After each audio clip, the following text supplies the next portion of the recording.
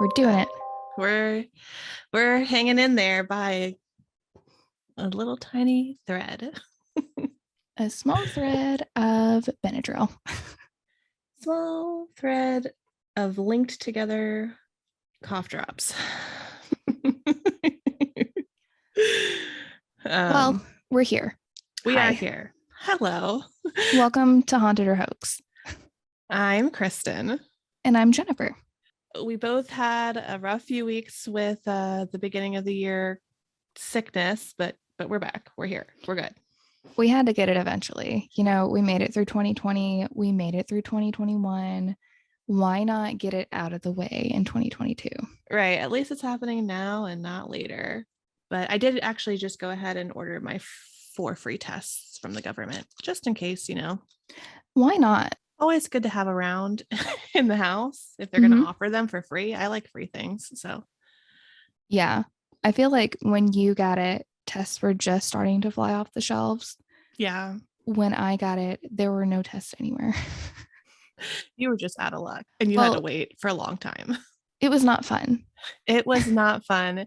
But we hope that you guys enjoyed the Lizzie Borden archive episodes. Those were, even though they weren't that long ago, it felt like that they were very long ago. Forever ago. Yeah. We recorded those as like a dress rehearsal just to kind of like get a feel. And it, even though we haven't been doing this very long, it feels like we've already do things so much different. So yeah, you can tell we've definitely grown. I was absolutely cracking up when I was editing it though. It was, I feel like, just really fun to kind of recap. And yeah, that was definitely. such a good story. It was. Oh my gosh. It had so much like layers and layers and layers to it. So those are kind of my favorite. But speaking of stories, let's get into this week's location, which I'm also really excited about. And I think we'll have, for me, on my part at least, layers and layers of things going on. Yes. And be sure to stick around through the layers and layers because at the end, we're going to have a pretty cool, fun announcement. Yes, I'm really excited about the announcement. So please stick around till the end. We're fun and we're going to be talking about something cool. So, it shouldn't be that much of a challenge. Well, kick us off, Kristen. Tell me all about it. All right. So we are actually going to the West Coast, which I don't think we have done yet. I think we've been pretty much East Coast and Midwest so far. So this is in Colfax, Washington. We're going to be talking about St. Ignatius Hospital. It was a former manor hospital in Washington State. It's located an hour or so outside of Spokane. It's actually one of the most well-known haunted locations in Eastern Washington. And I think on one of those listicles, it's like the 7th most haunted hospital in the United States. Wow. I didn't know that. Yeah. Of course, with listicles, BuzzFeed things. Everybody has a different opinion on like what's the most haunted. Insert your place of ghosts here. Yes. So, but I do, after doing all this research, find what's going on here really interesting. So I'm going to get right into it. Some of the main hauntings at St. Ignatius is Michael, who is supposedly in room 312. He is a wheelchair-bound man who was bad-tempered and died from an apparent brain injury. He is known to curse at you, touch you, make you feel sick. There's also an infestation of flies known to hang around his room, which we all are well accustomed by now of the symbolism of flies, I think. Nothing good comes with a swarm of flies. There's also Rose in room 311. She was a patient when the place was an assisted living facility. I'm not really sure what that span time period was. I try to keep, like, for myself, major dates and stuff blinded, so you could go a little bit more into that. But she was a patient when the place was an assisted living facility, and she was known to have dementia, and she was very angry. She cursed a lot as well, and she flipped people off a lot, I guess, her time there.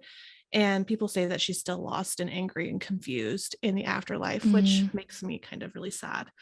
But they are like right next to each other or right across from each other, depending on how the hospital is set up. Some other deaths I've heard are a man who apparently fell to his death in an elevator shaft. Now, I'll get into like a little bit of a detail with some of the stuff that I watched later about that, but I saw this in two places that a man died falling down the elevator shaft.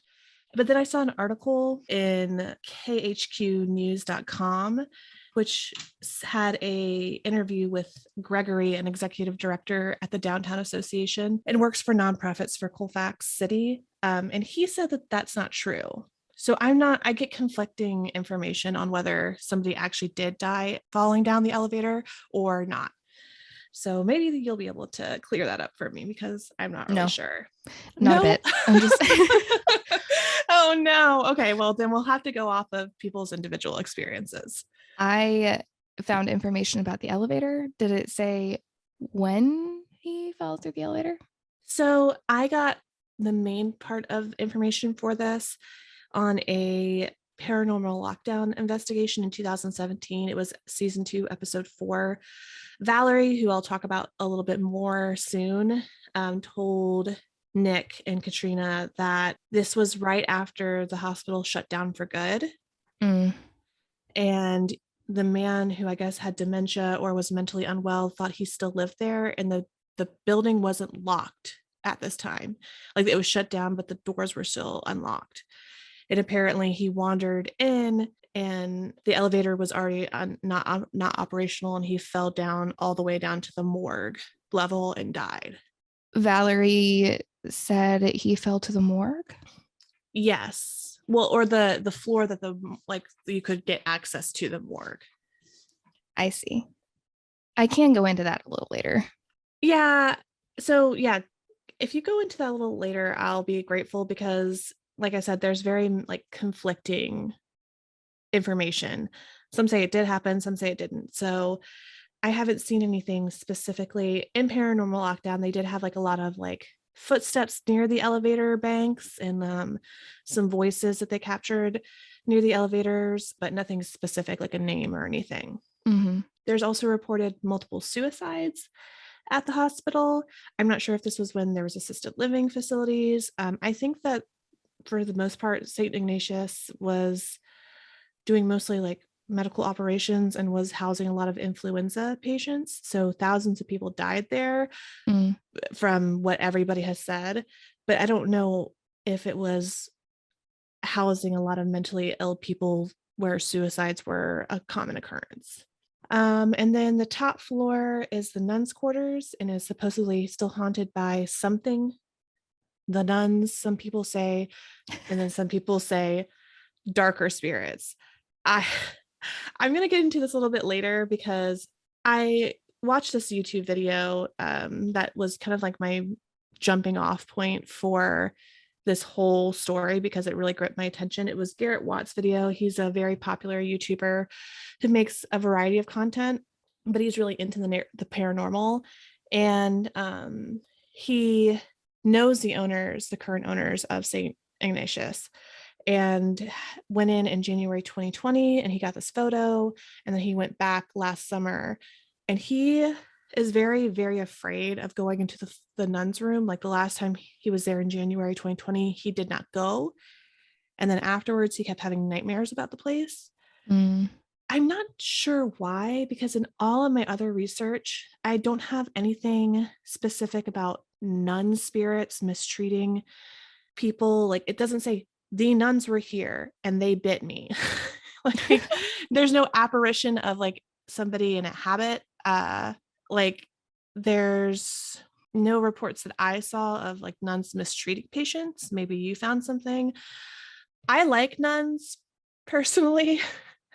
As someone with PTCD, which is post-traumatic Catholic disorder, I respect them.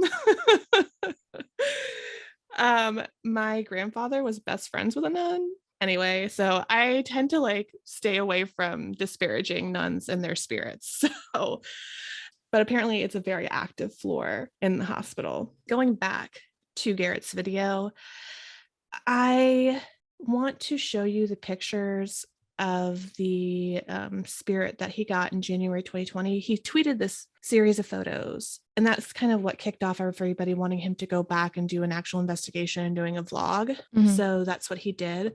But I'm going to go ahead and send you a link real quick to the tweet so you can see the photo. And I believe this is either in Michael's room or a room closer to the 5th floor. I'm not really sure. He doesn't give specifics. So when you go to this January 2020 tweet with Garrett, you'll see he says that he was doing exploration of an abandoned hospital in the 1890s, and he caught this on one of the video frames while he was editing the original video. And it's your face right now. Jennifer's making the face that I did when I first saw this tweet, these pictures. It's a picture of him standing in the like doorway of a room, and out the window you can see the figure of a person, and he does close up on this picture. And the more you close in on this apparition, the creepier it gets, and the less convincing of like this had to be Photoshop I feel it is. It's just very, I hate that. Isn't it very off-putting? It made me like, when I first saw this picture, because it looks like an alien. Yeah, it looks like somebody. So it's also like in the lower pane of the window, and it kind of looks like he's sitting as one would do if they were wheelchair bound, maybe, which Michael was. So I don't know. I thought that was a very compelling piece of evidence. I will go ahead and share that with Instagram and link the Twitter for Garrett, because he puts a lot of paranormal stuff and other things that I think people would like. So that came from an original video in 2020. He never posted that original video because he was so freaked out. He decided to take a break from editing it. And then when he came back, he accidentally deleted his whole Final Cut library. So not only that video, but a whole bunch of videos that he was supposed to be posting in the next few weeks got cut as well. Which sounds like a cop-out. But if you've ever watched this man's video, I 100% believe he's the type of person to just accidentally do that. He seems like a really nice guy, but he also seems a little scattered. So, and I think he would say that himself. Well, we have all of us have to learn the hard way to never edit everything the original. Exactly. Edit a copy. So that was a bummer, but he decided to kind of go back and do an overnight investigation at St. Ignatius. Garrett claims multiple times in the video that this hospital is violently haunted. He said that when he went in the first time, he was with a tour guide, and this time him and Andrew, who is a videographer that's popular on YouTube, like a lot of YouTubers use him, and he's Garrett's friend, they were going to go in by themselves with no tour guide, which is brave. I will tell you, in this video, like I said, he's like very scattered. Garrett likes to bullshit a lot in like the best way. I'm not saying that as a spirit. I love his videos, but if you're only interested in the pure ghost hunting stuff, that starts about 41 minutes and 20 seconds into the video. So he does read from some experiences before he goes in, just kind of like we do, kind of get what the feel of what he might be going into. He said that he read an account of a woman and her sister who were pulled by the hair, and her sister was actually pulled so hard by the hair that she fell down and like cut her hand on some glass. Another was someone who heard a man's voice like right next to her ear, like really close and up close and personal. The worst kind of whisper in my ear. Yes, don't whisper in my ear. I don't like regular people whispering in my ear. It's not my thing. So if you're alive or dead, just don't do it. And a Jacqueline who tried to go up the stairs and was tripped. Like she was going up the stairs to the 4th floor and something physically tripped her to prevent her from doing so. What I like about Garrett's approach to ghost hunting is that he made a no scared room at the entrance of the hospital. As you go in, there's like a little room off to the side, and he filled it with like lights and a portable DVD player Oh my and like gosh. music. So if they felt too freaked out, they could run back to the room. I unironically thought this was an amazing idea. And eventually, in the end, it didn't kind of seem like the best no scared room. And I'll tell you why.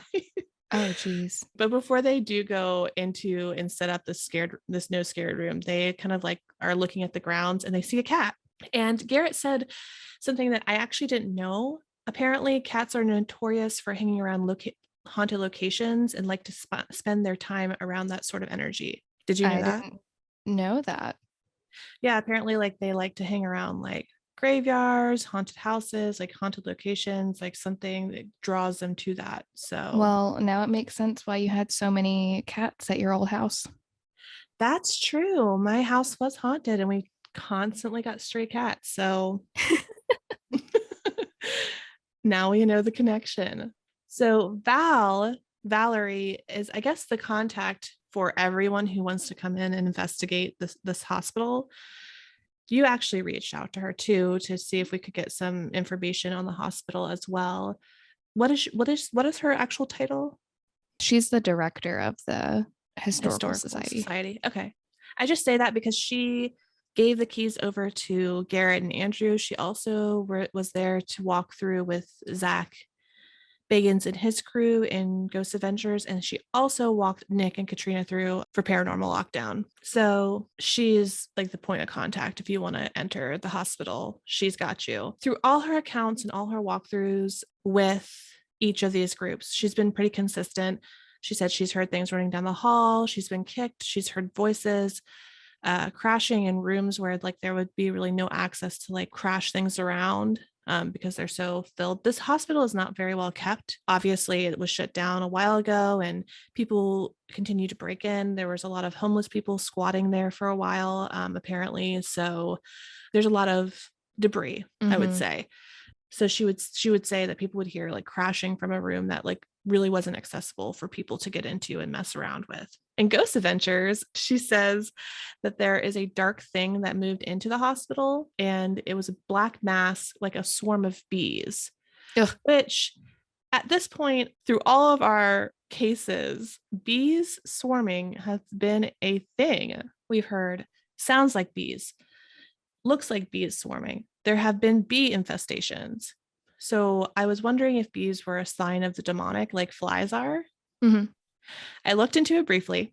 I couldn't find a lot Oh, except bees except bees and bees and honey are in the Bible a lot, but mostly I read the passages and they're mostly positive. However, I did find a sermon online that was oh, about the Devil's Pets by Tana Fashina. And she said, quote, another pet of Satan is a bee. Bees like to stick together, but we Christians don't. I don't know what that means. clearly she is not from the Baptist background. Right. And she said, bees don't like strangers around them, and bees represent an angry spirit. So there's that. I guess bees are now the new flies when it comes to dark entities floating Not a around. fan in either instance. Yeah. Just keep all the flying insects very far from me, especially in abandoned hospitals. um, but Val, so with going back to Garrett and Andrew, she left the morgue unlocked so they could also explore that. It wasn't accessible from the main building, which made me really confused because in Paranormal Lockdown, she said that you could access it from the old elevator. But then with Garrett and Andrew, it was a separate building altogether. So I don't know if maybe their wording was wrong in the Paranormal Lockdown and I just got confused about the layout, but it was kind of conflicting. And this hospital seems really big. So, and the hallways seem very confusing. So you could get easily confused about what you're talking about, I think. Do you want the spoiler now or later? I want it later, always. I want to torture myself. So we'll get through this and you can tell me all the explanations about this weird building. Okay. I'm just going to go through a little bit of what Garrett and Andrew experienced during their investigation. Like I said, they set up that no scared room, but it ended up being really scary. While they were setting up, they hear a footstep in like one of the little So it's like a room. It looks like a little tiny apartment, like a little living room, a little kitchen, and then a little side room right within the entrance of this hospital. Mm-hmm. So they're in this little main living room area, I guess I would say. And then off to the side room, they hear a footstep immediately as they start setting up. That's not And fun. then their camera starts making a weird glitching noise that you can actually hear in real time. Mm-hmm. And they start experiencing focus problems. One of the globe party lights that they bring, like one of those like things that you set on the Mm-hmm. floor and it makes all the lights. Andrew is panning around while Garrett's setting up. And like you can see on the camera, nobody touches this light. And he had just put batteries in and everything. Nobody's touching this light and it just goes off. It Eh, just turns off. not a fan of the party lights. Nope. And Garrett even said, like, did you not like that light? But at the same time, they replay that part because if you listen to it with your eyes closed, there's an EVP that's also caught on camera right as the light turns off. They say it says just stop, but I didn't hear the actual words. I did hear something that was not either one of them talking. And that's enough to scare me. You turn off a light and then you talk to me. let's leave. There is a tunnel that is in the first floor basement that supposedly goes to the morgue. Like it was like a dugout tunnel that could go to the morgue. And it looks very claustrophobic. And Garrett snapped a photo as he kind of like climbed up like into the entrance of this tunnel. And that's the picture that I texted you. Mm-hmm. He gets what appears to be an orb. Of course, this is a dirty, dusty tunnel. Yeah, no, when you sent it to me, I said it looks exactly like the pictures that that engineer took of my crawl space, which I don't know if it makes me feel better or worse about my crawl space. I mean, you might have a ghost in your crawl We space. don't No, talk about that. No, just a bunch of spider crickets. so yeah, so it could be an orb. He even said himself, he's like, I don't know what I captured on this. I just took the picture. So it could be an orb, it could be a dust particle. You can't be sure. That's the issue with orbs. I feel like you can never really truly be sure Mm-hmm. what is an actual orb and what's just like a weird glitch or smudge on your camera. They go into the men's first floor bathroom where they hear a thumping noise above them. Let's keep in mind that Andrew and Garrett are the only ones here. At this point, the hospital is usually locked up. It doesn't mean that nobody could break in, but they had been there for a few hours. I think they would have seen somebody sneaking in through a window. They had been there since.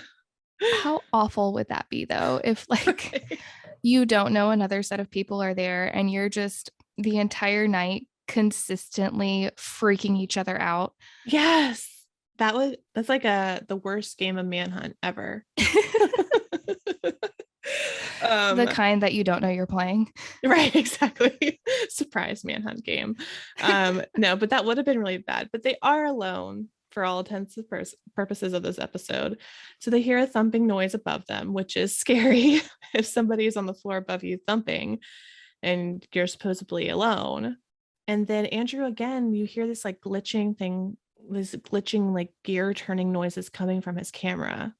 And as a professional videographer, Andrew has some like he lists the equipment that he usually uses, and it's pretty high quality equipment. So I don't think that like it's just some cheap stuff that is breaking. Well, in the modern day equipment, in case you don't know, you don't have a tape in there where you can hear the tape actually like running in the background. Yeah. Hearing noises from your recording equipment is pretty odd. Yeah. And then they got an EVP where Andrew also hears in real time of his name, Ooh. which I'm going to jump off a little bit here with the commonalities of these three things that I watched. Andrew gets his name on an EVP, and I do hear it. I closed my eyes before they said that they were going to play back an EVP, so I immediately closed my eyes. I do hear his name. Zach, in this Ghost Adventures episode, gets gets a spirit box of his name. Are we shocked? They always know his name. I know, they always know. He's so popular, even in the afterlife. Everybody knows his name. And then Nick also gets a spirit box of his name, which is also not very uncommon. But all three of them get some sort of like ghostly, knowledgeable, like they know your name sort of thing, Mm-hmm. which is not fun. regardless of who you are or how popular you are. And I've had that happen to me with a spirit box. I've had a spirit come through and not even like just my first name, but also my last name. So that was pretty scary. So Andrew, when he hears this name in his name in real time, kind of freaks out, and I don't blame him. I would have thrown up and then left at that point if I heard a like it shows a certain level of intelligence at that point. yeah. And I feel like when you're talking about ghosts, which in my head are like residual energy left behind, like they don't really understand what's going on. Right. But They're something kind of like on a to, loop. right, something to actually have the capacity to know and communicate your name, Is that off-putting. doesn't sound like good energy to me. No, me either. It really, and like I said, when it did happen to me, I was with my mom, of course. And my mom and I have gone ghost hunting, and it always kind of goes a little bit sideways. That's why she's not allowed to go on ghost tours with us. I'm sorry, Michelle. But when this did happen to me, we both kind of looked at each other, and I was like, okay, time to turn this off and go back to the car, because I'm not gonna stay here and do this anymore. This isn't fun anymore. Yes. So just, yeah, it just doesn't seem like a friendly hello spirit sort of thing that would happen. Mm-hmm. But they move on. They don't leave. They actually go up to the second floor. And I thought this was kind of funny. Andrew is concerned about being too loud because, people might be sleeping. And Garrett's like, what? Like, Garrett literally looks at him like he's lost his mind. It makes total sense to me because you've already heard this thing here, like, say your name. And also, Garrett has told Andrew that, like, a lot of spirits kind of roam around acting like they're still in the same time period because they don't know any better. And so it's late at night at this hospital, patients would be sleeping. You're looking at me just like Garrett looked at Andrew. The dude brought a disco ball and he's worried about. No, that's Garrett. Andrew is the one that's just filming and freaking out. He did not bring the disco ball. Let's make it clear. All the shenanigans are Garrett's doing. Andrew is just there for the ride, and it's picking on him. So he wants to be very respectful and quiet. It made sense to me. I don't know if best intentions, I'm sure. Exactly. Also, I thought it was really funny because as soon they say that, and as soon as they walk in, a bat attacks them on the second floor. But I want to say this is a common theme with this place. Bat attacks? Yes. There's a bat infestation at St. Ignatius. I think there was in Paranormal Lockdown. They also got attacked by a bat, like flapping around. And here they get a bat attack on the second floor, and then on the fourth floor, there's a lot of bats hanging around. Bees, and flies. Not a good combination of winged things hanging around. It makes sense to me that bats would be kind of hanging around there. Mm-hmm. It's very like I said, the windows are broken, it's not well kept, it's very dark, it's probably got some damp, dark, like, hallways and stuff, perfect for that sort of environment for bats. And so clearly plenty of insects for them to eat. Exactly. Bees and flies. It's like a smorgasbord. Buffet. Old country insect buffet. But while that happens, the EMF reader that they brought goes off. So I don't know if it was the bat that made the EMF reader goes off, which is an electromagnetic field reader. It's that one that goes beep beep when you get the electromagnetic field. And they do point out that the hospital has no electricity running through it anymore. Mm-hmm. So it shouldn't really be going off very much.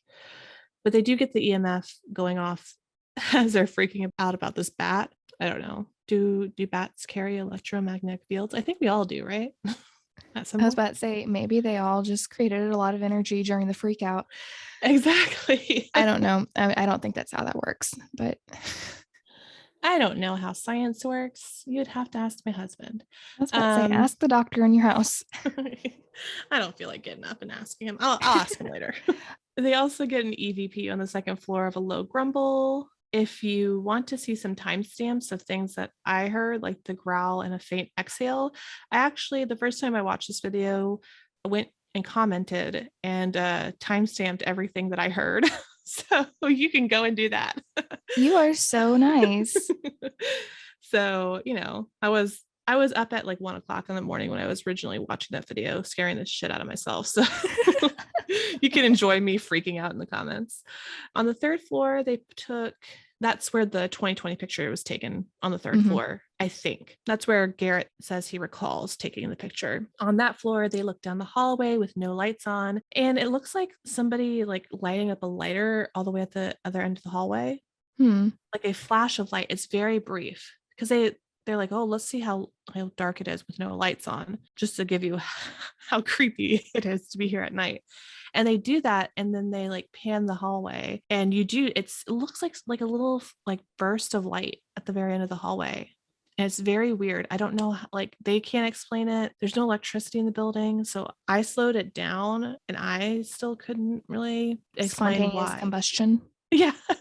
I was like, maybe that's like moonlight coming through a broken window or something, but it was like in just one little isolated place. It didn't look like a shadow or anything. So it was very weird. They visit Rose's room. They don't get a lot. They enter Michael's room, and the EMF reader immediately goes off, and you can hear an EVP, which they don't hear in like real time, but when you play it back, when he was editing it, he heard it, and it sounds like a man is yelling. They say he's yelling the F word, which would be consistent with other experiences with Michael cursing. I hesitate to accuse ghosts of cursing. If I was a ghost, I would probably curse. I curse a lot in life, but I don't want to be like, yeah, this ghost dropped an F-bomb, because I just want to be respectful. I don't want to accuse any ghostly spirits of doing anything. For some reason, come from? What do you mean? Where else would the curse word come from? You mean like you don't want to accuse a specific ghost? Or I don't want to. So I can hear the man yelling. I just don't want to say it definitely sounds like the F word. I see. Because I don't want to put words in the ghost's mouth. That's why with EVPs, it's so hard for me. Because I'll always say I do hear somebody talking, but I don't want to put words in spirits' mouths, because I just feel like, what if I get it wrong? And throughout my whole research with this place, I kept thinking, I don't want to accuse any spirit of anything specific, because this place makes me kind of nervous. Like I was telling you earlier, this is like the first place that I researched, and I was like looking at all these evidence and experiences and the hauntings and the legends, and I was like kind of freaked out. Like I would hesitate. Like, of course, I like to go on ghost tours, and I like to go to places that are haunted to like see for myself. But I think I would kind of hesitate going to this place, not because it's like bad or anything. It's just, it seems very active. Yeah. So far. And so I don't know. So they got that man yelling. You can hear the man yelling on the EVP. I'm not going to say that you can't, because I played it back 3 times. You can definitely hear it. And then so they replayed it, and they said, oh, we heard this later, but we couldn't hear it in real time. I went back to even like before they said that, to just make sure that they didn't edit anything into the replayed clip. You know what I'm saying? And you can hear it in that real time, if that makes sense. On the 4th floor with the operating rooms, Garrett and Andrew are exploring, and Andrew kind of like goes into a room by himself, and the door to the room next to him just closes, and you can hear it. It just closes by itself. And I don't know, maybe it was like uneven flooring. Like when he stepped in, the other door was a draft, a ghostly draft. But the door closes on its own, and Andrew like books it all the way to the other side to where Garrett is. Like, he does not want to be alone, which I don't blame him again. No. Garrett is the one is super involved with the paranormal, and Andrew is just his friend who came along to help with the video stuff. And I don't think he knew. Yes, exactly. It's Kristen, us. You're just like, let's just go and look in this building. And I'm like, okay. Like, you just have like one hand on the front door. Like, yeah, sure. I'll just be here for the exit plan. I'll zoom in the further away you get it. Probably right Exactly. here the whole time. That's exactly Andrew. And I feel bad for him because I don't think he was fully prepared for what they were doing. And then they hear as soon as he's explaining what happened to Garrett, they hear a dropping sound on the other side of the hallway where the door had closed. So you're already at the fourth floor. I feel like you've gone high enough. Just go back down and get in your car and leave. But they don't. They go to the nuns' quarters, and Garrett faces his fears and goes up. They hear what they say is whispering. I don't. The EMF reader does go off a lot in the nun quarters. Camera keeps defocusing. There are more bats up there. And Andrew does get the touch kind of sensation that people say happens a lot on the fifth floor. He gets what he feels like touched on the back of the head. Could that be a bat? Ugh. Which is worse? I think I'd rather a ghost than a bat. Bats are a little dirty. Yeah, they could give you rabies. You don't have to worry about infectious disease with spirits. Yes, that's true. They, like I said, they got the morgue unlocked. They do go to the morgue. Nothing really happens in the morgue. It's very trashed. Like there's a lot of old mattresses and just trash in the morgue. Like you can barely walk through it. So nothing spiritual happened there. And that was the YouTube video by Garrett Watts. All in all, a really good video. I highly recommend it if you like longer episodic content on YouTube and you want to hear the EVPs and everything for yourself. And then just real quick, I kind of already mentioned Ghost Adventures and Paranormal Lockdown. I did watch those too as well. Some of the highlights of Zach Bacon's adventure through this hospital was he did an interview with a paranormal investigator, Jeff Dadley, who has gone and done 2 investigations at the hospital. He was interviewed initially at the hospital and he got really scared. He met with Zach after offsite, and he said the original investigation he did with his team, when he was in Michael's room, he became super disoriented and something was quote unquote sticking with him.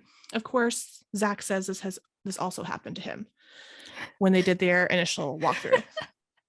I'm glad you had the same reaction as I did when he said, I felt the exact same way.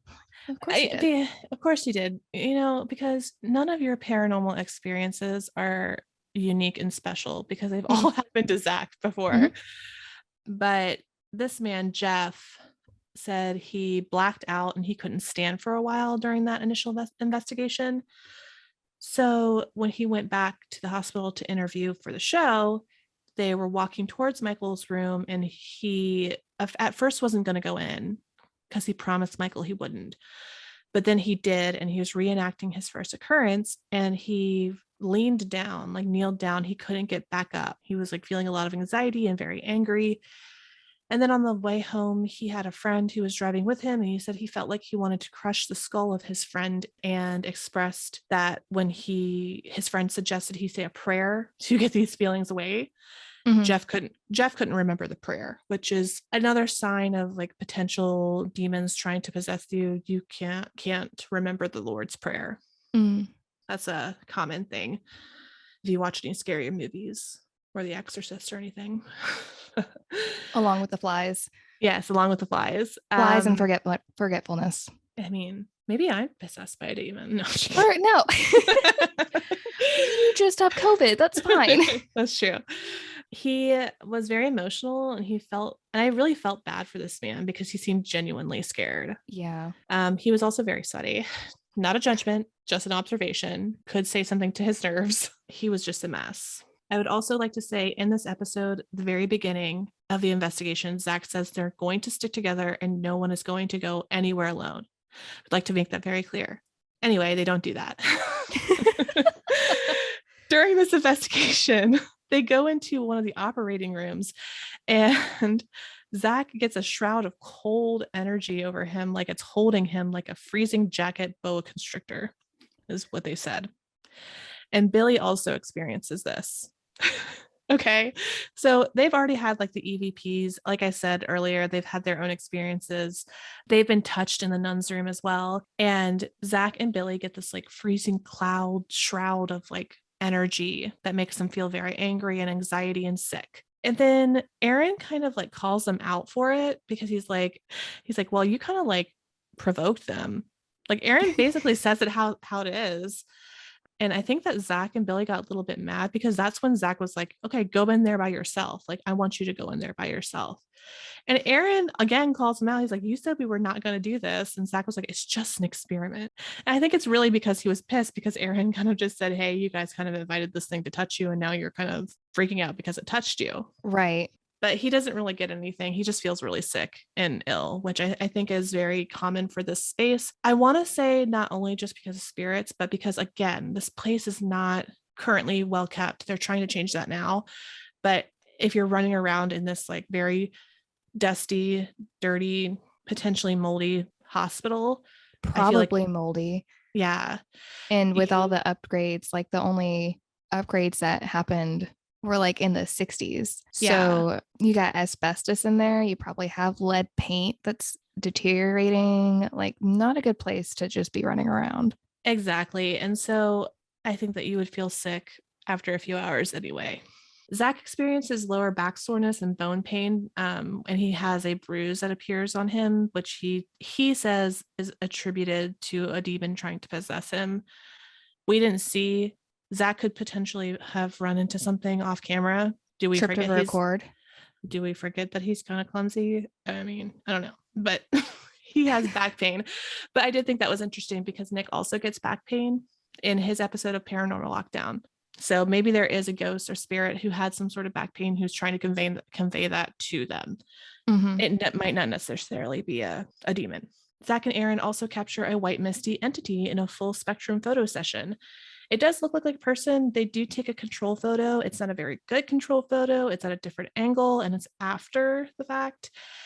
But that combined with Garrett's photo is kind of, I think it's fairly, it's something. It's not nothing. No, and it's a creepy photo. Like, I watched that episode.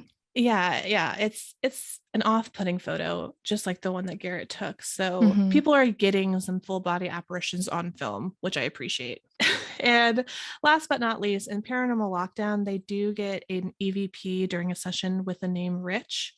Throughout the whole episode, they do keep getting this Rich entity. They don't think that he's threatening in any way.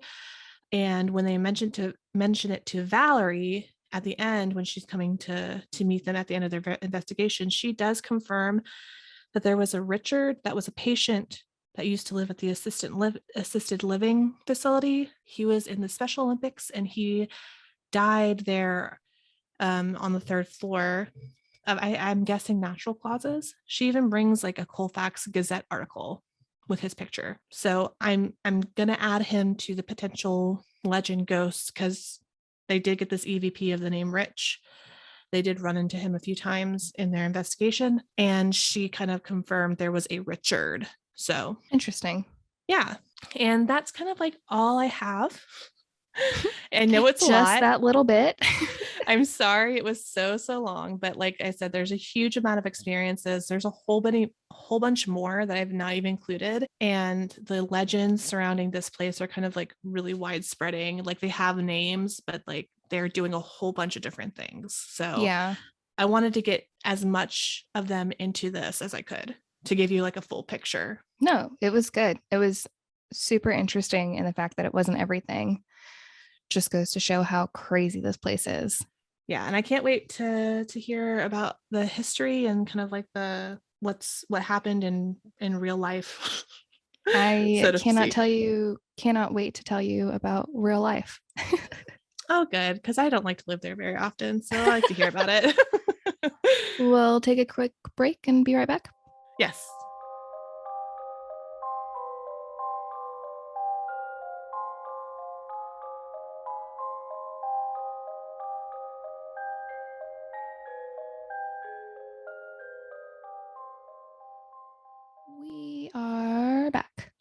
We are back. Welcome back. So I guess I'll just get into it about the history. Yes, I'm excited to hear, and I'm excited not to have to talk too much because my throat kind of hurts now. I am not sure how this is going to go because I haven't been talking much in the past 2 weeks, but we will see how this does. It's going to be amazing. Well, we're going to hop back into the 1800s, but the late 1800s. In 1892, there was a Reverend Jachern, I'm assuming is how you say his name, Jachern, Jachern. He acknowledged that they needed a hospital in that area.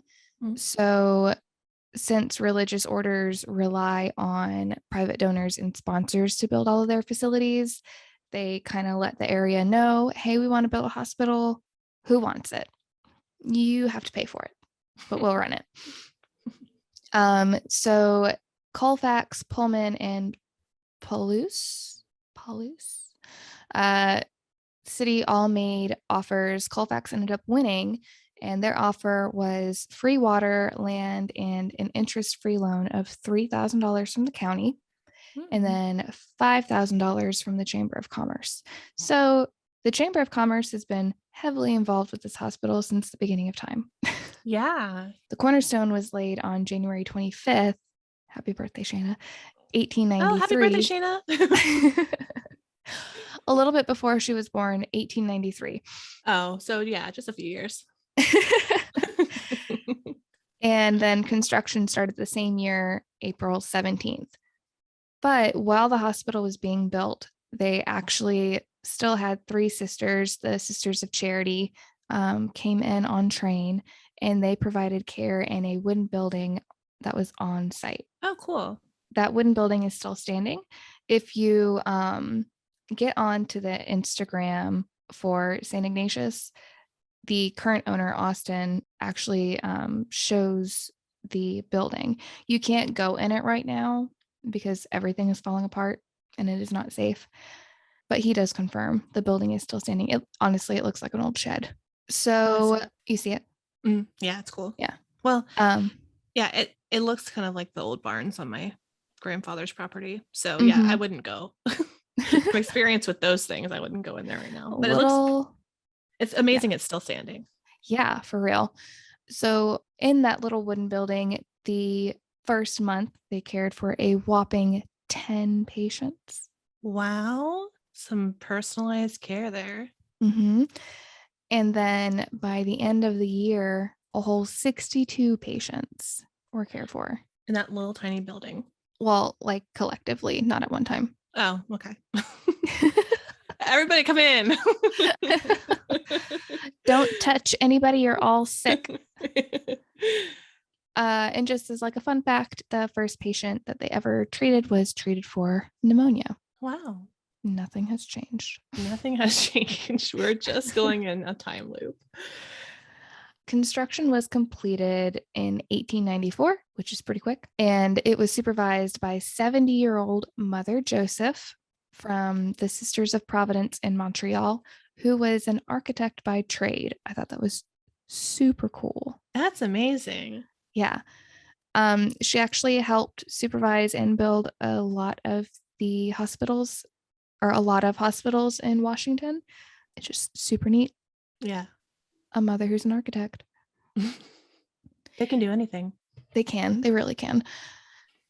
The elevators were added in 1909. There was actually a really cool newspaper article that showed, hey, the hospital's expanding. They have a lot of funding because they're doing a lot of operations. So they're adding to this. And then the East Wing was added in 1917. And then the West Wing was added in 1928. So at the 1928 time, it looked nothing like the original hospital. Let me show you. So that is the original hospital. Let's see here. Okay. That tall building in the back. Yeah. Did you see my head? Is it just the way that the picture's taken, or is it kind of tight? It's like a little tilted, right? Yeah. Tilted. I'm glad you said that because I looked at it and I was like, that looks a little. It looks just like a little tilted, not like that Ripley's Believe It or Not museum, which like looks like it's totally like tilted to one side, but just like looks a little crooked. It could be an optical illusion too, because the left side is taller than the right side. And there's like a hill in the background. Yeah. So it could be totally just the way the picture is taken. Or it could just be a little crooked. You know what? We're not, everybody's a little bit imperfect in some way, you know? So even buildings. It's true. So that picture is from 1936, and that has both wings in it, on it. It looks really cool. Yeah. But very different. Yeah. So after they did that expansion, they continued to grow. A nursing school was established, and in 1911, it had its first graduating class. In 1936, they created a separate dormitory for the nursing students, and they had a good amount of graduates from that nursing school. One of the sources that Valerie gave me was the archives from the Sisters of Providence. Super cool. They have I actually have the graduating pictures of some of the nurses, and Oh, nice. they are like perfect in typical 1940s fashion. Let me share my screen with you real quick so Okay. you can kind of take a look. Oh my gosh. Like just perfection. Look at I love like their little pinned curls, Yes. their hair. They look so, ugh, I would never be able to do my hair like this. Like, isn't that just amazing? It is. And it has like so many. I thought you were going to show me like one or two or like a group photo. They have like all of them. That's Mm-hmm. amazing. Yeah, no, they have a lot, and it ranges in dates. Like you have them from the 30s to the 40s, She's gorgeous. right? I really want to do my hair like this one day. Do it. One day I'm just going to show up to Halloween. your house. I bet they were great nurses too. Oh, for sure. We'll put some of these pictures on our Instagram, but just if you love old pictures like we do, be sure and check out these archives because they're pretty neat. Mm-hmm. So during the war years, like World War One, which ranged from 1914 to 1918, and then World War Two, which ranged from 1939 to 1945, there were no doctors staffed at the hospital. Oh, wow. Obviously, they were all, Fighting the called war. in. Yeah. Yeah. So if anyone needed any small surgeries or procedures, they had to go down to Bryant Wiseman Clinic, which was down the hill. Once the war was over, though, the doctors returned to the hospital and the full service was restored again. So that ran along until the 1960s. And I've noticed that, like, in our research, it happens pretty frequently that the 1960s just like were a hit on everybody. Yeah. Rough times. Yeah. But especially like hospitals. That was when a lot of the like mental institutions were shut down because state funding was cut. But when I was doing this research, it was mentioned that the population had dropped. So, due to the population drop, the hospital wasn't getting as many patients, Got you. which I was like, oh, well, like how much though? Like, really, how much does population affect a hospital? Right. So I looked up the census records for Colfax. Mhm. Check out this graph. Oh, yeah. It kind of like plummets It from like, tanked. why? I don't Colfax, why? know. Apparently, it's a great place to live.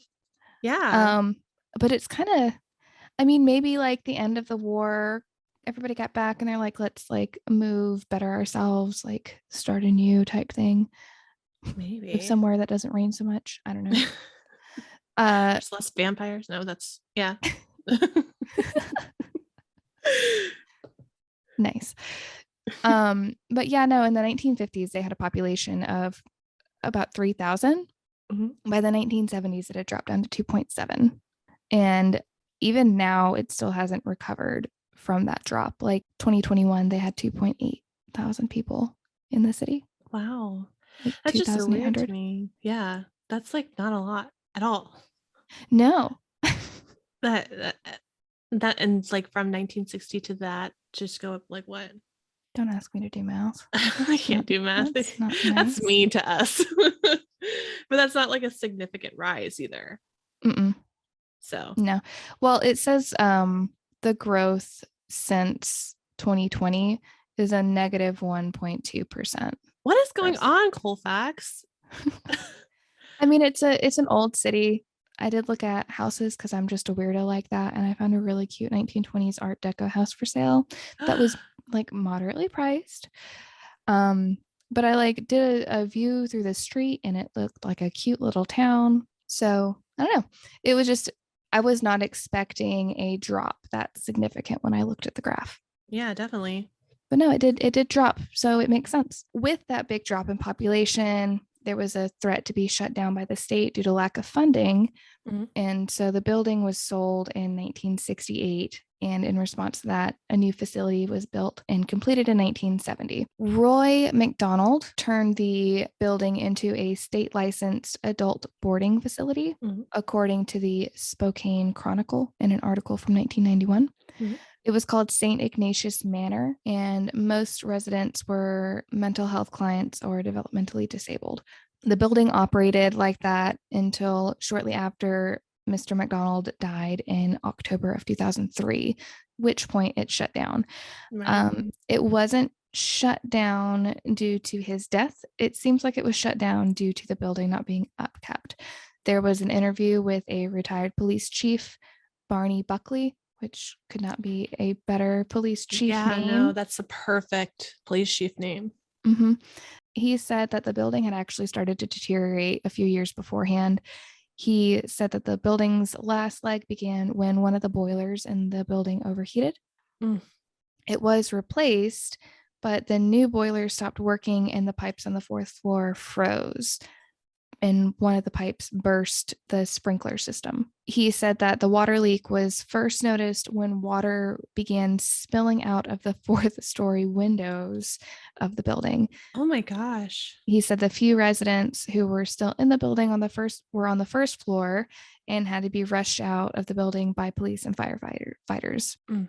And essentially, since then, the building has been sitting empty Sitting empty with spirits and bats. and bees and flies. But hearing that, it made sense to all the water damage. Yeah, that does make more sense now because if you look at pictures of what the hospital looks like currently, Mhm. you can see a lot of like warped flooring, like peeling paint, and like it's very clear like something happened there. Yeah. Not just like normal wear and tear, especially for like 2003. Like it would still be probably pretty crumbly and things like that, but not it makes sense that it would have like a flood that size to Yeah, no, help it it along. definitely has significant water damage. So Austin and Laura Storm purchased the building back in April of 2021, so very recently. Yeah, they're coming Um, up on a year. yeah, they have an Instagram, really interesting to look at. They're doing a lot to help kind of facilitate the refurbishing of the hospital. They said that they've had plans for this for like 7 years. Which I think is awesome. Mm-hmm. It just seems so cool. Like that's like their passion dream project. And Yeah. Like that's amazing. who looks at an institution and is like, I want to buy that. Yeah, I want to buy that and fix that up. I want to buy that old abandoned hospital and turn it Yeah. into something for the community. It's just Although, insane. yeah. Although, I lived in an old mattress factory and I nannied for a kid who lived in an old schoolhouse. So That's I true. I am kind of drawn to like I've looked like you're weird with the the Colfax looking up the houses and everything.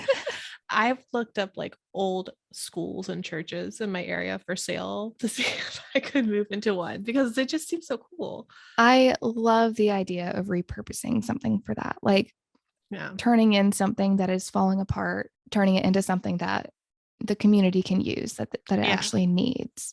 Super definitely. cool. Yes. So Austin did mention, and here's like my bomb drop, there was never a morgue in the building. What? Really? Yeah. Well, is there a morgue on site? No. No. He said there was a funeral home close by, so there was never a need for one. Like the bodies would be moved out pretty quickly. Oh my gosh. That's crazy. All I heard Mhm. throughout all these stories is like the morgue, the morgue. There's no morgue. What is that No, building that they're going into then? the basement. The basement. He said the basement was just used for like storage, which is why there's so much stuff in it. Which makes sense. Which Mhm. definitely makes sense. Yeah. No, there was no morgue. There was also a legend. I was interested to see if you would talk about this, but you didn't. So I'll kind of Okay. Take my job. That's fine. I'll tell you something that you didn't know. Okay. There was a legend where there's like a hallway and it's called Left is Dead.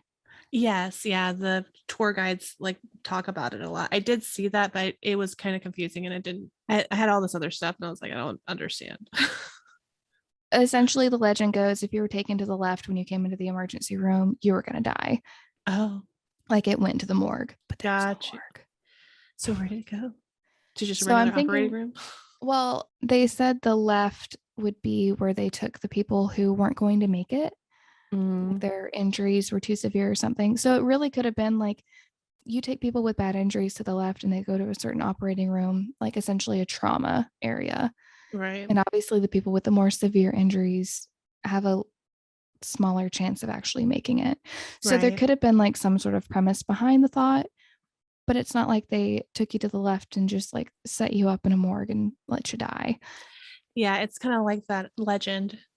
Not to talk about cats too much, but that legend that like cats in like assisted living and like nursing homes, like if they Mm-hmm. hang around a patient too much, like they're gonna like they're the next to die or something. So Right. it's kind of like similar to that.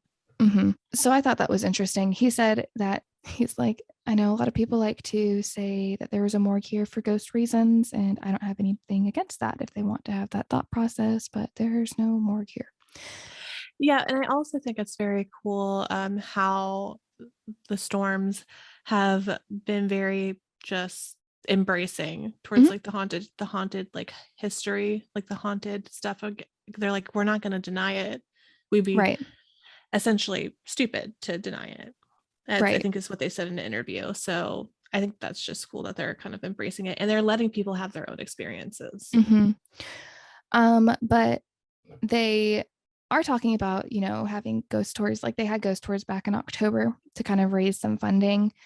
But he did mention that during a tour in the basement, he has one of his Instagram stories posted where he does a tour through the basement. Super cool. You can see like the weird tunnel that was like kind of dug out. He Yeah. even says it's a little creepy. Yeah. He's And like, I don't know where that goes. very claustrophobic looking. I would Yeah. not want to hoist myself in there. He mentioned the elevator shaft, and Okay. he said that he did not mention anybody falling down the elevator shaft, but he did say that people break in using the elevator shaft because the basement's like really the only way you can access the inside of the building.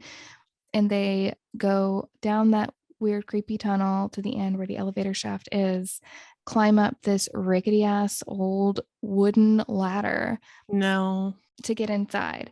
What no. I don't think people realize is you have access to that elevator shaft because the actual elevator car is stuck at an upper level Yeah, yeah. They mentioned that in Paranormal Lockdown. It's like the car is still there and it could drop at any time. Like at any moment. it's just not smart. Just take the tour or like when they open the building up to the public, just go then. Stop breaking into places, please. I mean this with every bit of my soul. Do not become a ghost in that building because an elevator Yes. car fell on you. Exactly. Or not even just the elevator car. Like, I'm sure that the ladder is not in good shape. Oh no, it looks so bad. You could fall and break your neck, especially if you are alone doing these Yeah. explorations. Like, a lot of people on YouTube do like urban exploration, but they don't do it with friends, they do it by themselves. Mhm. And that's so scary to me because, like, you're going into these buildings that are closed for a reason. Exactly. And not even with like ghosts or spirits or anything, just for like the sheer, like, it's dangerous for you to be walking around Mhm. and you could break your neck and then nobody would be able to find you. See, this is why I don't do these things. This is why I go on official ghost tours. Yeah, no, and they, like I said, they run ghost tours themselves and they'll take you to like the safe areas, but they have rooms blocked off where even he didn't go. He owns the building Right. and he wouldn't go past these areas, not because of the ghost, but because he could literally fall through the floor. Like Right. it's not a safe place. So if you're listening to this and you're like, oh, this seems like a cool place, it is, but don't go by yourself. Right. Go in the official channels. Yes. The couple seems really cool. I'm sure that they'll make a deal with you. Yeah, yeah. So that's pretty much like the background of it. It did have some pretty interesting deaths that happened there. The first death was a railman, and I saw his name mistyped a lot. So just to clear that up, it is E.F. Martin. not FE. There's a certificate of death, and there's a newspaper article that has EF Martin. So that is the correct way. He was the first death in the hospital, actually. He died June 23rd, 1893. He was 45 years old. He worked for the Union Pacific Railroad, and he was coupling two railroad cars together. It was a circus train, which is kind of cool. Yeah. So according to the article, one of the cars was very old-fashioned, even to 1893 standards. Yeah. How much more old-fashioned can you get? We don't think of outdated technology being an always thing. This railroad car only left 6 inches of space between the two cars. Updated cars would have left plenty of room for a person to stand. Like if you think about the two cars touching, like when they're linked together. Right. Mr. Martin was a very big person. Like he was broad-shouldered. In the article, he said he was a large, broad-shouldered individual, but even the newer cars would have left plenty of space for him to stand in between. He went to go couple the cars together and didn't know that it was going to leave such a small amount of space. And when the cars came together, it only left about 6 inches of space. So he was crushed. His chest was jammed into that 6 inches of space. He hadn't coupled the cars together. So the car hitting the other car pushed it backwards and threw him off of the tracks. He didn't have any broken bones, but the internal injuries were very intense, and it stated that he was in a lot of pain. The doctor came and rushed him to St. Ignatius, where he died by 10:30 a.m. According to the article, he was very popular with his coworkers. Everybody really liked him, and he had a young wife and child. And you can just tell when you read the news article, like it really shook the town. So kind of a downer. Yeah. Another interesting story was a murder victim. I know murder isn't funny, but this was kind of a comical story to me. Okay. This happened July 5th, 1910, or July 4th, 1910. Del McConnell was using the facilities at the Newcastle Saloon. Okay. James Roberts, who was turning 18 the next day, obviously really had to go to the bathroom, because when Del came out of the restroom, James was like, "Hey, you took too long in there." What a Karen. Del, and this was in the newspaper article, Del denied that accusation and was like, "Hey," I'm going to quote this, quote, "It is not a place a man would want to stay any longer than necessary." Listen. It's not a great bathroom, and I'm not just spending my time reading the newspaper in there. I'm getting in and out. I was in there that long for a reason. So then to that, James says, "You're a slow son of a bitch anyway," which doesn't mean like you took too long. He pretty much called the guy stupid. Yeah. So Del responded in the only reasonable way. He punched James in the face. I can't blame you. All you're doing is trying to take a shit. And you come out to this hostile kid calling you stupid. You're celebrating Independence Day. You had a lot of beers. We all know what a lot of beers do. And then you come out after going through all of that to this child accusing you of taking too long in the bathroom. And then he calls you stupid. Right. So then James retaliated in the only reasonable way. He reached for the gun in his pocket and shot Del through the pocket. This is a bad 4th of July for this man. He was just trying to poop, and he gets shot for it. So the bullet hit Del through the rib and ricocheted around in his abdomen. He survives the surgery and stays alive long enough to give his testimony, but then he ended up dying from his injuries 25 hours later. He was 33 at the time, and he left a wife and child behind. James was later caught. He confessed to the crimes, but then somehow was acquitted. What? How? Hell, he's just a kid. Kids will be kids and shoot their guns through pockets for shitty issues, pun intended. Mhm. Give him another chance. Give him a number 2 chance. You are golden today. But that, I mean, okay, obviously this is a tragedy. We're not saying that what he did was right, or even like, it's just that No, it was very why obvious a crappy situation. we're gonna stop. No, that was obviously like the most bizarre story that I found. I've never heard of anybody being shot due to using the restroom. There are some crazy reasons why people will shoot or harm another person, but that is one of the most bizarre, like random things I've ever heard. It's insane. So the next one is the murder of Leroy Cantrell. Cantrell. This happened August 14th, 1911. Leroy was the father of the First and Last Stop saloon owner. Okay. So he was in there just hanging out with his son. While he was hanging out, he was shot by 26-year-old robber Carl Weems. Leroy was taken to St. Ignatius, where he died a couple hours later. The bullet entered the lower part of his abdomen and penetrated his intestines.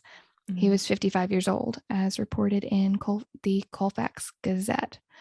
Weems at the time also shot a deputy, and the purpose of this whole ordeal was to rob the saloon, which he did. He was later captured, and during an interview, they have like a article. He was dubbed insane and couldn't be tried until he was no longer insane. Okay. So he was held in Walla Walla, where he ended up committing. Do you love that?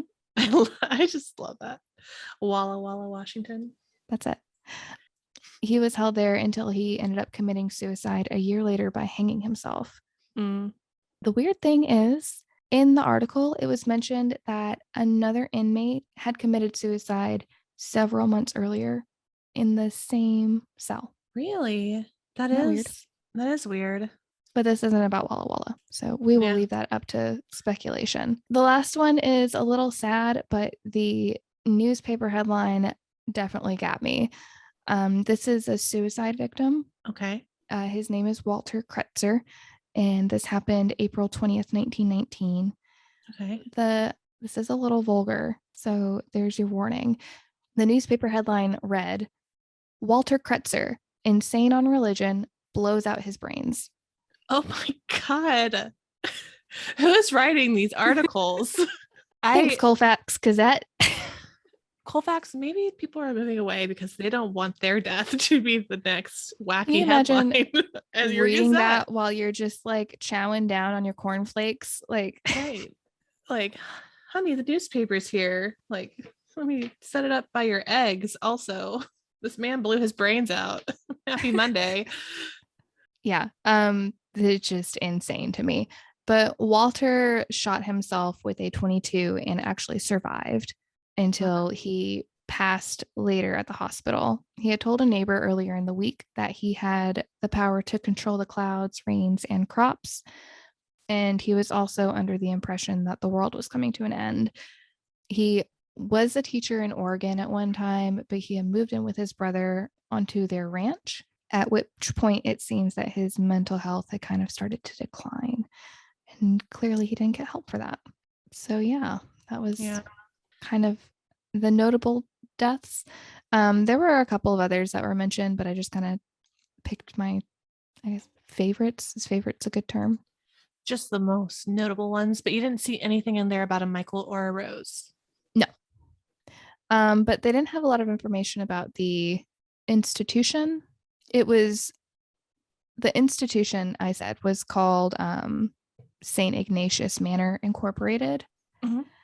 And I looked into that, and all I could find was like state secretary records for the registration of the name, which haven't been active since 2006.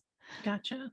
But when you did mention the guy falling down the elevator shaft, which would have been post 2005, so in the realm of internet news articles, right, I didn't find anything about that anywhere. There was a couple of like construction workers that fell down an elevator shaft in St. Louis. A little bit further from Colfax. So Yeah, not the right location. So I'm gonna say that that is probably debunked because there absolutely would be an article yeah, about and I somebody falling down an elevator shaft in a haunted hospital. yeah, and I just think it's interesting because Rose and Michael, like in 311 and 312, are so notorious. I feel like there would be something about them, although I mean, like if you're in an assisted living home and you die of like natural causes there, like you could still haunt it, but it wouldn't be necessarily like news article worthy. Yeah, no, I mean, when you talk about like their behavior, it's not really Mhm. notable to me. Because if you think Yeah, about people in psychiatric facilities, right. somebody, being very angry or being very confused, that's pretty common. Yeah. And then like with Paranormal Lockdown, when they brought up Rich, she did actually have an article Hmm. with a Richard. So that kind of like gave some credence to it. So they have like articles and like if they I do believe that the Colfax Chamber of Commerce, like they Hmm. have like things to back certain things up. I just wish there was like a better kept like maybe census or something Yeah. of when it was an assisted living, because then you Or could like like be like, patient records. yeah, yeah, just to point to like, okay, Rose was definitely in this room or Michael was definitely in this room. But Yeah. But that's all I got. well, that is really cool. I found this place very compelling, like I said, in my part. And I think that like your history kind of just, even though I know that you felt like you couldn't get a lot, like I do think that it explains a lot. And some of the deaths there, Hmm. like even though they weren't like shot there or anything, like but they did die in traumatic ways, so Hmm. it does kind of make sense that they might still be there roaming. Well, yeah, and it was functioning for so long, you Yeah, know, almost a 100 lot of years. people. So a lot of people went in and out of those doors. I mean, just the flu epidemic that happened, like that 1918 flu we've talked about it before when we talked about, the Eloise and when we talked Mhm. about St. Augustine, like it affected. COVID is not the first pandemic that we have had. Right, and that was also something I felt like kind of drawn to as I was like researching this, because I kept mentioning the influenza Mhm. like pandemic.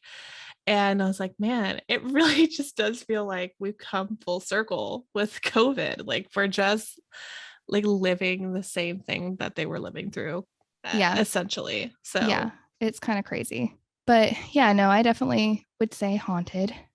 yeah, I definitely would say haunted. I don't think that there was anything dark or demonic there in the beginning. Yeah, same. But like we mentioned, people have broken into this place. People have squatted here. Teenagers have tried to do their own thing there, like sneak in. So it could be that somebody, Maybe decided to bring a Ouija board with them one time and be cool. or yeah, like messed with something or invited something that wasn't necessarily welcome. But I think that originally there are a lot of spirit activity here that Hmm. has people maybe not in their right mind, like Rose and Michael, or residents like Rich who are just like hanging around because it was reported that he was very happy there. Hmm. So maybe he just wanted to linger, and you know, it's patience. So I don't think that I would like to believe there's no demonic presence there. So for my own peace of mind, I feel like it's haunted, but not evilly haunted. I don't know. We would have to go there, and I'm kind of nervous to go there. So We'll put it on the list, but we'll put it further down on the list. yes, definitely, maybe in like 2024 or something, when they they have some more cleanup I don't efforts. know. And I love looking at old buildings. Like I love seeing the state before and then watching the transformation. I think it's super yeah, cool. that is cool, but I would like to go when it's more like more rooms are cleared, I see. Yeah. so you can see more of it. Well, hey, good job. I think this is a good thing considering all we've been through in the month of January. um, so we're back. We're We're back, back. baby. So next week we are actually going to the Midwest. We're going to be checking out a house in Kansas, but it's Yeah. not Dorothy's house. No, and no witch was harmed in the making of this house. I think. I don't know. We'll see. So you got a stage moment for me, ma'am? I do. Okay. So I have another trivia for you. Mm-hmm. And this one is about Poland. Okay. Um, these snack boxes, which I'm not going to name again because I want them to sponsor us, should sponsor us because I'm using their trivia questions. And I know you guys are just dying to know where I get these trivia questions. Um, but this is about Poland. And I have a trivia question for you. And Mm-hmm. it's all Polish television is A, black and white, B, broadcast by the same company, C, dubbed by the same man, or D, broadcast in English? B. You said B as in boy? Yes. The answer is actually C. Oh, In Poland, subtitles are very rare. Instead, everything is dubbed, all with the same man's voice. No matter if the speaker is a woman, man, or kid, everything is read by the same monotone male. how Some people, exciting must that be? I know, how compelling of television must they get? Some Polish folks find it annoying, and then most are just accustomed to it. Can So, you imagine like The Walking Dead being read in a monotone voice? yeah, no. Or like a Fast and Furious, read by the same monotone guy. Vin Diesel in a Polish Yeah, monotone voice. yeah, exactly. Perfect. Um, well, mine is actually, I can't decide between one or two. So you pick a number. Two. Okay. So this is a fun fact then. Okay. Did you know on average people want 3 covers on their bed at all time? No. It's a blanket statement.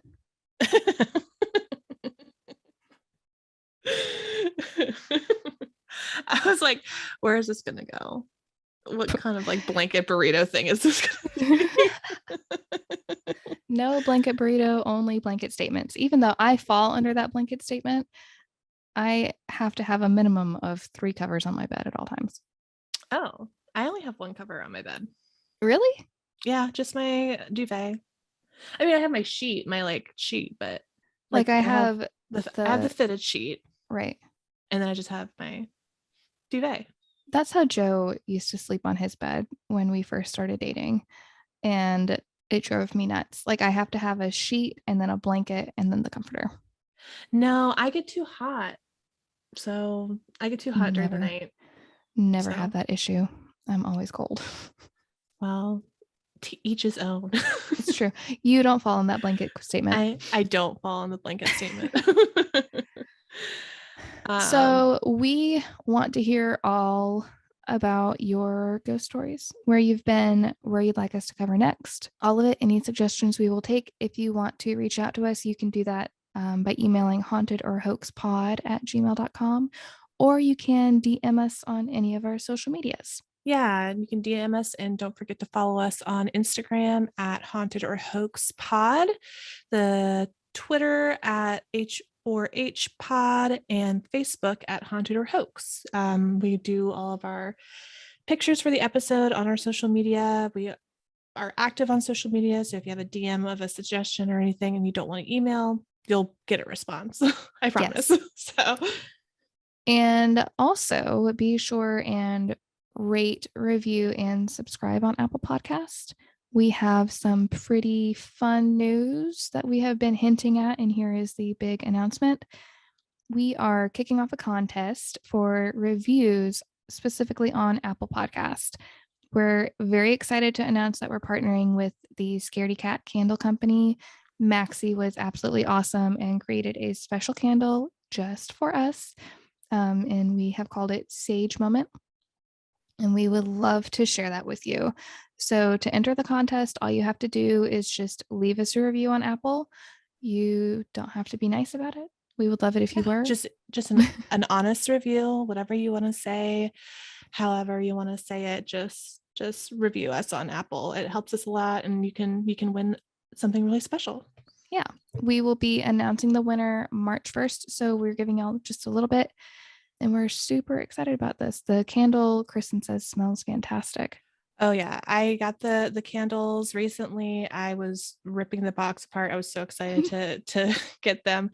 They look awesome. I'm gonna put a picture up on our Instagram, and they smell amazing. You might remember that one of my sage moments was Maxie's candles at Scaredy Cat Candle Company.